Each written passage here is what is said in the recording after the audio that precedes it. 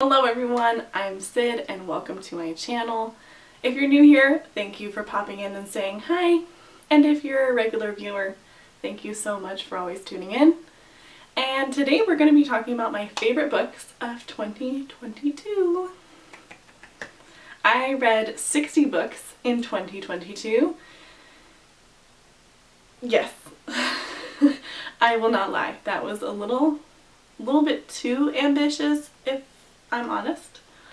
Yeah, it was a lot. For 2022, my best books in order are going to be listed here. And then I'm going to talk about each one, just kind of give like a short little synopsis so that if they sound interesting to you, you can go and pick them up in 23 and enjoy them. Okay, so my first one is going to be Words of Radiance by Dan Sanderson. This is the second book in the Stormlight Archive by him. I never thought that I would be the Dan Sanderson stan, but I am. I am 100%. He is the best fantasy author of all time. I'm a Tolkien diehard, but this man right here blows every single person out of the water. His world building, his dedication to just having the knowledge that surrounds each and everything which make the world believable. Like, for example, in one of the books there's a paraplegic character and he was like, I'm not paraplegic, I can't write from that perspective. So he brought in a group of paraplegic readers and had them read the story and give him feedback. I just think that's amazing. I think it's wonderful. These books have a great representation of like mental health, even in a fantasy setting. He has disabled characters, LGBTQ characters. He just has a wide variety of people that I feel like you can relate to. It takes place in a world called Rashar, and in this world, this planet is plagued by high storms. And these high storms kind of influence how everything has adapted to life. So, for example, like grass, it will actually like suck down into the ground so that it doesn't get ripped away during the high storms. And these high storms kind of just affect everyday life, everyday things. Like, for example, they only come in from one side, so they have big walls that protect their cities and stuff like that. And you're following a host of characters, mainly two in the first book. You're following Shallan and Kaladin, and Shallan is a scholar turned thief from necessity, and that's all I'll say. Kaladin is a soldier turned slave, and again, that is all I'll say.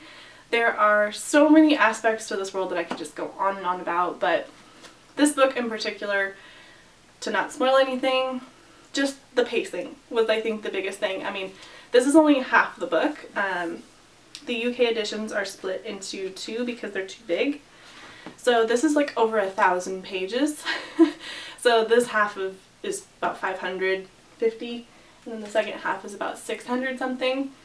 So again, very large books, but I think I flew through this entire book in like 5 days, which is just absolutely insane. Like, I've never read a book that fast in my life, let alone one of the biggest books I've ever read. Top book of 2022. I will stop rambling about it now. Okay, and the second book, the second favorite book / series, The Witcher, specifically on audiobook. Please, for the love of God, please listen to the audiobook of this by Peter Kenny. It's fun, it's lighthearted, and yet like a gruesome and hard, grim world. I don't know, there's just something about these that was just so special. I will say this, I know you probably heard it at this point, the books are better. Please don't judge anything you know about The Witcher based on the show.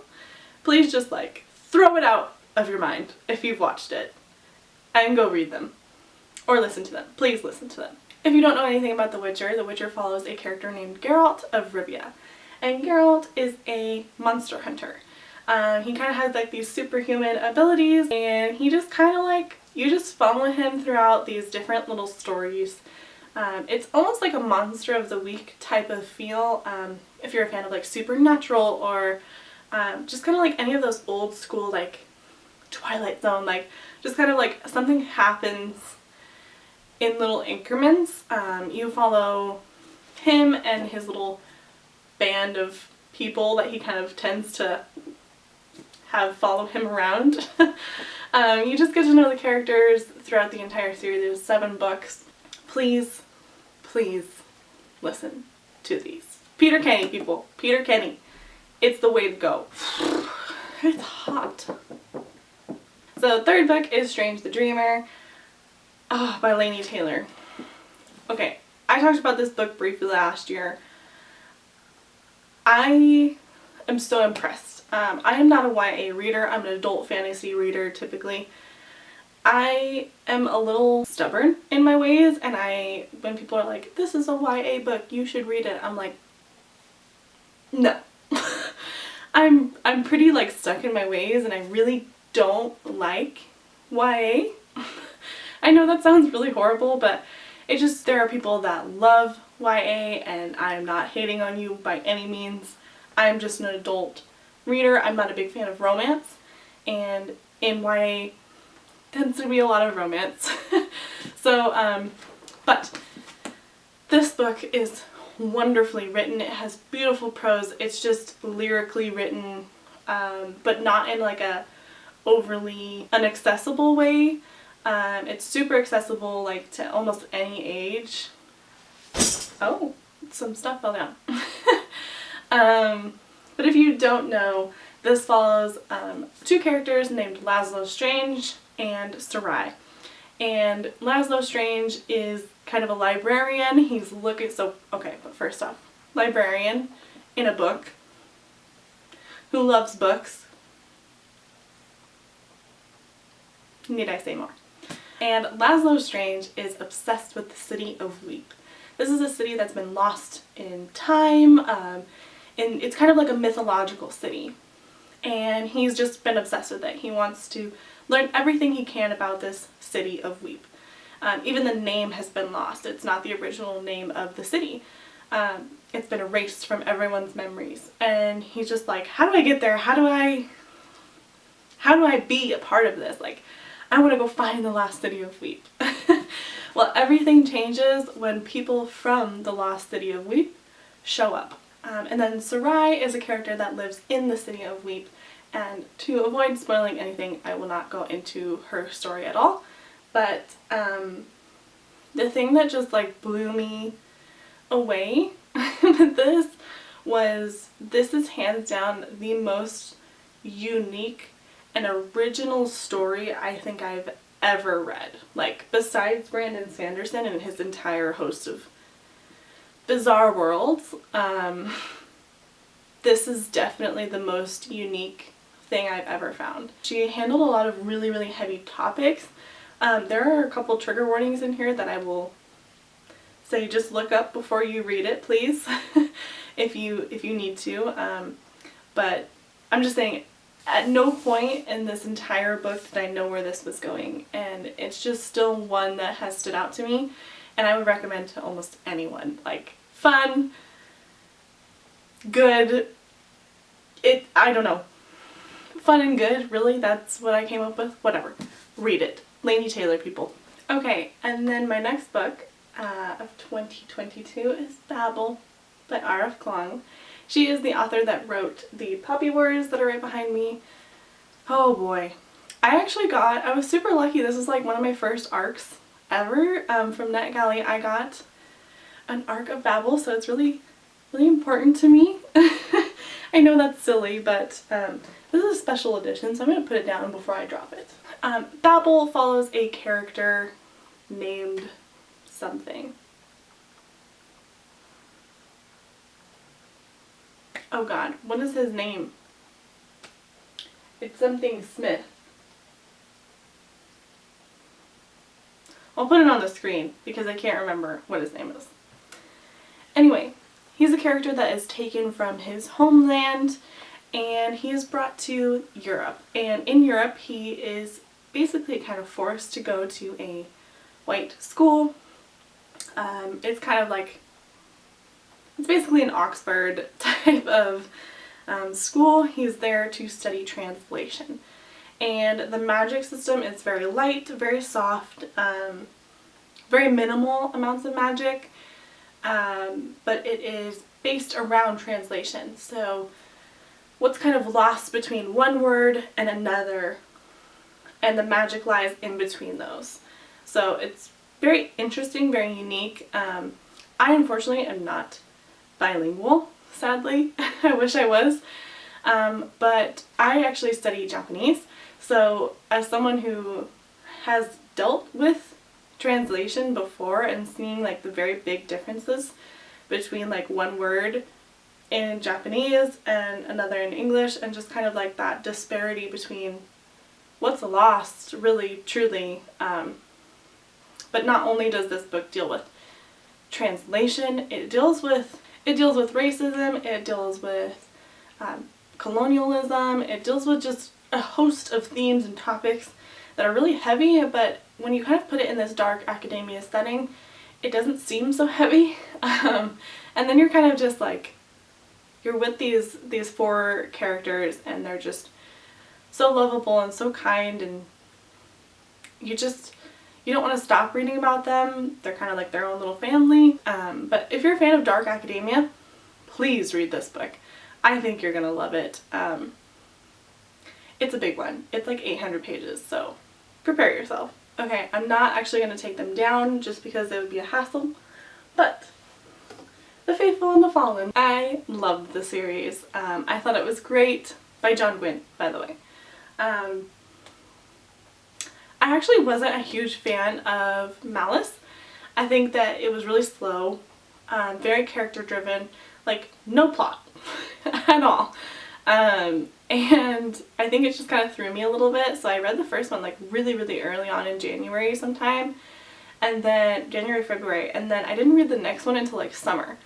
And then I read the next two like back to back, like 700-page books back to back, like put one down, the next moment was picking the next one up. The middle two I think were just so strong, so much happens. You're following a host of characters, POVs, mainly a character named Corbin. He's a young boy. It's very Viking inspired.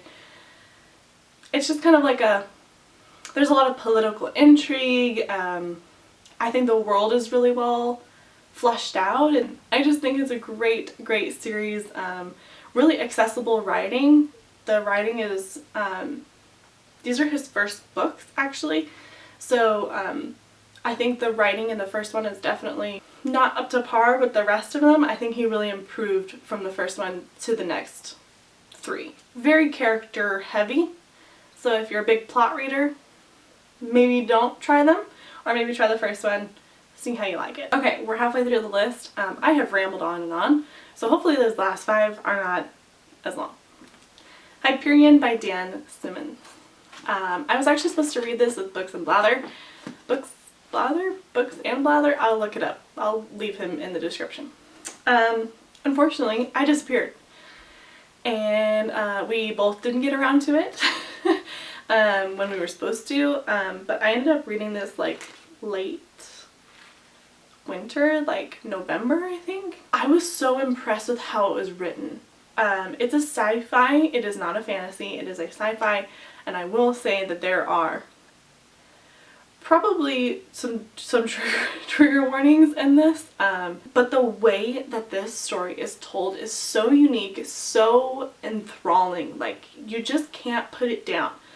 But the problem is that it was the first story in particular is really, really scary.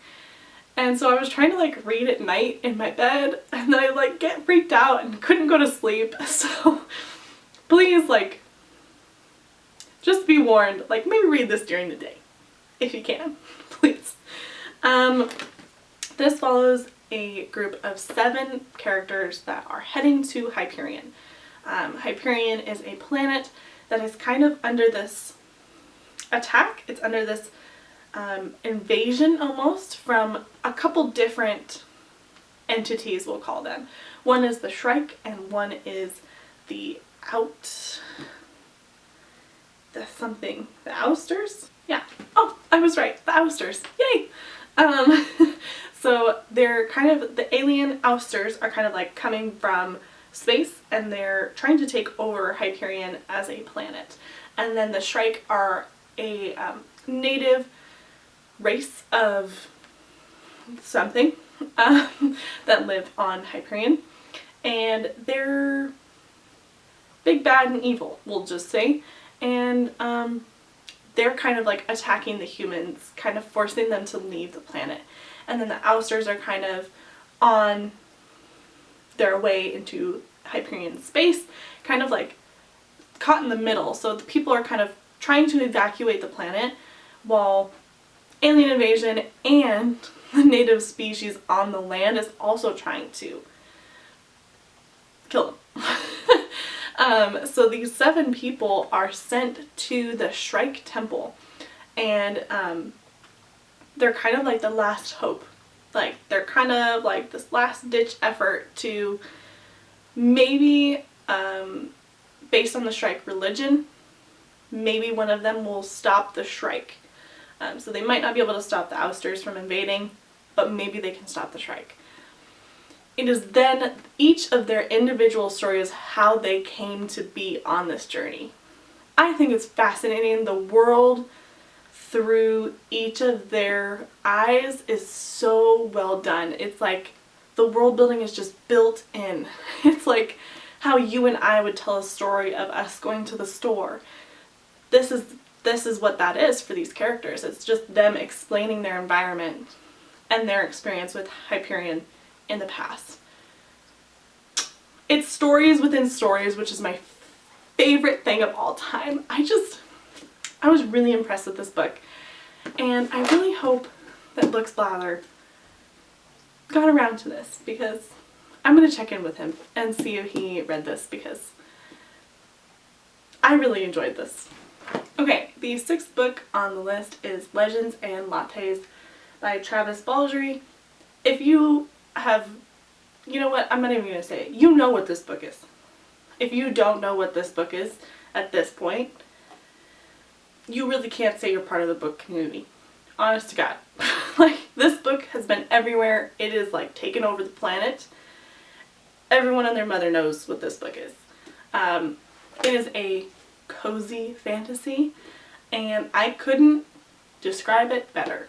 I was really worried about this because I'm a high fantasy, like, girly. I don't want to read something that's like real. I just have no interest in that. But just like, I love being in the environment of coffee. I love the smell of coffee. I love coffee shops. I go there to work regularly now that I work from home. This is just one of the most atmospheric books I have ever read. It is so cozy, but there's enough of like a plot and kind of like a mystery almost that you're following. You're following 2 characters, mainly just one, Viv. It's all from her perspective. She is a barbarian. She's this big green one, and she wants to start a coffee shop after a life of killing and being a mercenary. She's just ready to put it down. She's ready to own her own coffee shop and do something fun for herself. And in that, she just kind of runs into different things in her life and in her journey to start a coffee shop. Again, there's enough of a plot that this like really kept me enthralled, enough for it to be on this top 10 list. So I am just like so impressed with this book. I really hope he writes more. Please read this. It's just super sweet, super easy read. It's going to look a little bit different than this. This is the self-published version of this. It got picked up by a big publishing company, and so it will look a little bit different than this.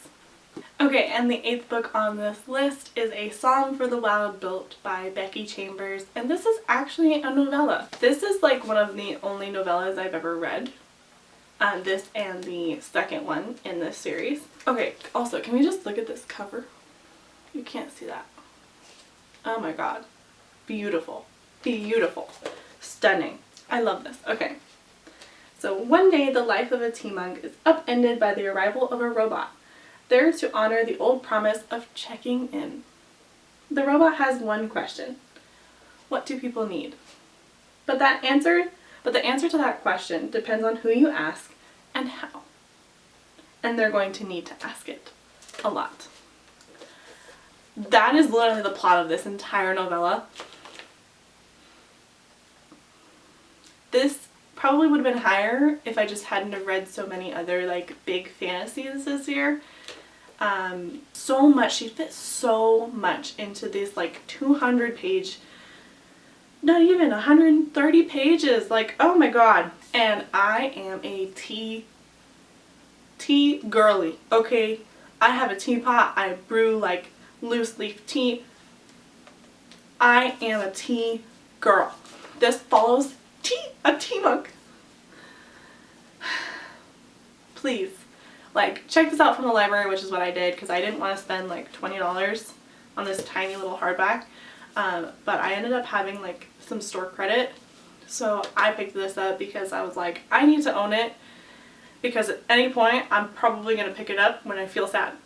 Because this is like a tea mug just kind of finding his way in life and wanting to do something different. Beautiful, well done. I have now become a very, very big fan of Becky Chambers. A Long Way to a Small Angry Planet. Read that one before I read these two. Maybe. And I really want to read her new, she has another novella, To Be Taught If Fortunate, that I cannot wait to read. She is now somebody that I will pick up anything that she writes. All three things that I have read from her are just really cozy, really well done. Couldn't love it more. The 9th book on this list is The Blade Itself. This is the first law of Trilogy by Joe Abercrombie, and this is a book that follows 3 main characters. You have each point of view, and I will say this. I talked about this last year. If you watched any of those videos, then this is kind of redundant, but if not, there is no plot. 0. Tiny, none, doesn't exist. This is a character-driven trilogy only. I went into this thinking that there has to be some plot, right? And I got to the end of the 3rd one and I was like, nope, doesn't exist. There's a really good character that I actually feel like Gwynn recently kind of, in his 2nd Bloodsworn book, really modeled after one of the characters. He's kind of, this is a grim, dark fantasy, like bloody, gory, grim, pretty brutal world. All the characters are super morally gray. You're kind of like, do I like you? I don't think I should. And none of them I was like absolutely in love with. I did tend to like one character over another, but then the 2nd book changed my entire view. I was like, I actually like this character more than this character. What is going on?